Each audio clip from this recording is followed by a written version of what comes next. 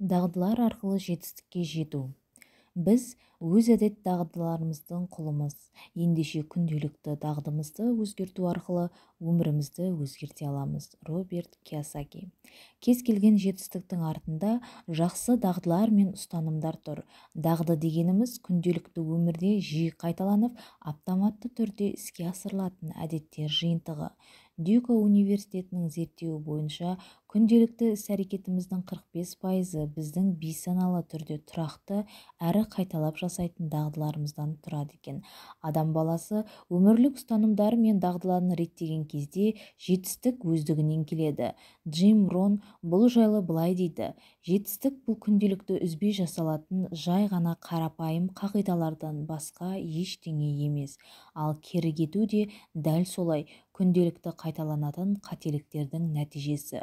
Расымен де кез келген жетістікке жеткен тұлғалардың өмірін зерделеген кезде олардың бойында өмірлік жақсы дағдылар қалыптасқанын, айнымас берік ұстанымдары болғанын байқаймыз. Өйткені бір жақсы ұстаным екінші бір жақсы іске жетелейді. Бір жақсы дағды басқа бір пайдалы әдетке итермелейді. Өмірдің бір жағын түзеткен кезде басқа жақтары да өздігінен өзгере бастайды. Бұл заңдылық. Жаман дағдылар да адам өміріне осылай кері әсер етеді. Олай болса, өмірлік ұстанымымызға баса назар аударып, жақсы дағдыларды қалыптастыруға талпыныңыз. Қарапайым дағдының өзі тұрақты түрде жасалса, үлкен жетістікке жетелейді. Мысалы, таңғы уақытта және жатар алдында 10 беттен кітап оқуды әдетке айналдырған кісі жылына 7300 бет кітап оқып тастайды. Бұл дегеніміз 30 кітап. Ал дәл осы дағдыны 10 жыл бойы үзбей жасайтын болсаңыз, 300 пайдалы кітапты оқып тастайтын екенсіз.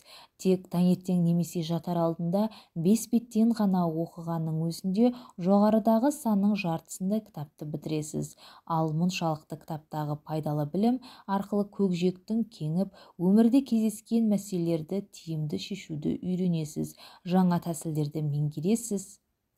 Қалыптасқан өміріңізді бірден радикалды түрде өзгертемін дегеннен гөрі күнделікті өміріңізге қарапайым әдеттер мен дағдыларды енгізу көп жағдайда жемісті болады. Дағдылар қанша уақытта қалыптасады? Мен ұрыстың 10 000 тәсілін үйренген адамнан қорықпаймын. Есесіне бір тәсілді 10 000 рет қайталап дағдыланған адамнан қорқамын. Брюс Ли. Кез келген істі күнделікті жиі қайталап жасағанда, миыңызда сол іске қатысты нейрондық жаңа байланыстар пайда болады. Соның нәтижесінде дағдылар қалыптасады. Бұл белгілі бір уақытты қажет етеді. Нейрон аралық жаңа байланыстар бастапқыда өте әлсіз болады. Қайталап жасау арқылы қуаттана түседі. Ұзақ жылдар жаман әдеттерді жасау арқылы пайда болған нейрондық байланыстар тым қуатты болғандықтан, адамда бұрынғы дағдыларды жасау оңайға соғады. Робин Шарма Кембридж университетінің арнайы зерттеуіне сүйене отырып, адамда қандай да бір дағдының қалыптасуы автоматты түрде жасалатындай әдетке айналу үшін 66 тәулік қажет дегенді айтады. Діни негіздерге сүйенсек, дағдының қалыптасуы үшін кем дегенде 40 күн қажет. 40 күн мерзімнің маңыздылығы әдет-ғұрпымызда да жиі кездеседі. Мысалы, жаңа туылған сәби осы өмірге бейімделу үшін 40 күн қажет. Сондықтан оған туғанына 40 күн толғанда 40-ынан шығару рәсімі жасалады. Босанған әйелдің де нифас мерзімі шамамен 40 күн. Ішкен астың ағзаға әсері 40 күн сақталады. Алла елшісінің таң намазын, басқа бір риуаятта 5 уақыт намазды 40 күн үзбей жамағатпен оқудың артықшылығын жайлы айтқан арнайы хадистері бар. Мысалы, мына бір хадисте кімде-кім 40 түн намазының алғашқы рәкатына үлгеріп құптанды жамағатпен оқитын болса, Алла тағала оған оттан азат болуды жазады делінсе, басқа бір хадисте кімде-кім 40 күн Алла разылығы үшін ықыласпен амал ететін болса, жүрегінен тіліне хикмет бұлағы тасиды делінеді. Сондай-ақ Ағраб сүресінің 142 аятында ғибадат ораза ұстаумен өткізген 30 түннен кейін Тәуратты тапсыру үшін Мұсамен уәделескен едік. Сосын оған тағы да 10 күн қостық. Осылайша Раббысының оған ғибадат жасау үшін бөлінген уақыты 40 түнмен тәмамдалды делінген. Жоғарыдағы аятта Мұса пайғамбардың Раббысымен сөйлесуі әрі Тәуратты қабыл алу үшін 40 күн бойы ораза ұстап құлшылық жасауға бұйырылғаны баяндалып тұр. Байқағанымыздай, аятты түнгі ғибадаттың маңыздылығын білдіру үшін 40 күн емес 40 түн делінген. Құран хадистеріндегі осындай негіздерге сүйенген жүрек ілімінде де 40 күн бойы арнайы оқшаулану арқылы нәпсіні тәрбиелеу тәсілі бар. 40 күн бойы ішкен жеген асына мән беріп, былайғы уақытта қиынға соғатын түнгі намаз секілді құлшылықтарды үзбей тұрақты жасап, ораза, дұға, зікір, көп көңіл аудару жолымен жақсы дағдыларды қалыптастыруға бағытталған арнайы тәсіл бар. Осындай негіздерге сүйене отырып, кез келген дағдыны қалыптастыру үшін кем дегенде 40 күннің қажеттігін айтуға болады. Мысалы, 40 күн бойы бір уақытта жатып, бір уақытта тұрған адамның ағзасы, миы әбден бейімделгендіктен дағдыланған уақытта сағатсыз-ақ автоматты түрде қиналмай тұратын болады. Аса маңызды дағдыларға мән беріңіз. Дағдылар әртүрлі, кейбір дағдылар өмірімізге оң әсерін жасауға ықпалы мол. Мысалы, ерте жату бойдағы жоғалту қуатты толықтай қалпына келтіріп, қиналмай ерте тұруға, сергек оянуға көмектеседі. Ал әбден тынығып, сергек күйде ерте оянған адам сол күнін пайдалы өткізеді. Сондай-ақ спортпен айналысу және сауатты тамақтану дағдысы ерте ұйықтауға көмектеседі. Өзіңе деген сенімділік оятады, тәртіпке тәрбиеледі. Дені сау адам алдына қойған мақсатына жету жолында энергия тапшылығын сезінбейді. Күнделікті оқу, үйрену дағдысы ойлау қабілетіңізді арттырып, дұрыс шешімдер қабылдауға, проблемаларды оңай шешуге көмектеседі. Рухани әлемді байытады. Кейбір жаман әдеттер кері кетуге дәл осылай ықпал етеді. Ықпалының ауқымдылығы соншалық, теріс әрекеттер нәтиже бере бастайды. Мысалы, жарым түнге дейін ұйықтамай, теледидардың алдына немесе смартфонды шұқылап отыру ертеңгі күні кеш тұруға мәжбүрлейді. Өзіңді қинап ерте тұрған жағдайдың өзінде ұйқың қанып, бойыңдағы қуатың толық қалпына келмегендіктен күні бойы ұйқылы ояу, маужырап жүресің. Өзіңді нашар сезінесің, бүкіл күнің берекесіз өтеді. Соның салдарынан қолыңа алған істі тиянақты жасап, аяқтауға кедергі келтіреді. Адамдармен қарым-қатынасыңа теріс әсер етуі де мүмкін. Қате шешімдер қабылдауыңа себеп болуы ықтимал. Адам ресурсы мен қуаты шектеулі болғандықтан, өміріңізге оң әсерін жасауға көбірек ықпал ететін, сізді мақсатқа жеткізуге көмектесетін маңызды бірнеше дағдыға аса көңіл аударып, басымдық таныттыңыз. Наджд тәсілі. Ричард Талер атты Чикаго университетінің профессоры наджд итерілу теориясын ойлап табады. Ол осы жаңалығы үшін 2017 жылы экономика саласы бойынша Нобель сыйлығына лайық деп танылады. Наджд деп адамдардың іс-әрекетін ешқандай мәжбүрлемей өзгерту тәсілін айтады. Яғни болмашы мәлімет арқылы адамдардың қажетті шешім қабылдауына түрткі болу. Кез келген дағды контекстке тәуелді. Айналамызда қоршаған физикалық заттар біздің іс-әрекеттерімізге бейсаналы түрде әсер етері анық. Біз күнделікті жасап жүрген іс-әрекетіміздің көпшілігін саналы түрде қабылдаған шешімдер нәтижесінде жасамайды екенбіз. Осыны білген маркетологтар супермаркет сөрелеріндегі бірден көзге түсетін қатарға қымбат өнімдерді, ал кассаның алдына сағы, шоколад секілді ұсақ-түйек заттарды орналастыруға кеңес береді. Өйткені адамның көбі бейсаналы түрде көзге көрінген нәрсені сатып алуға бейім. Ғалымдар мынандай зерттеу жүргізіп көрген. Бостондағы емхананың газдалған сусын қойылатын тоңазытқышына табиғи су бөтелкелерін орналастырады.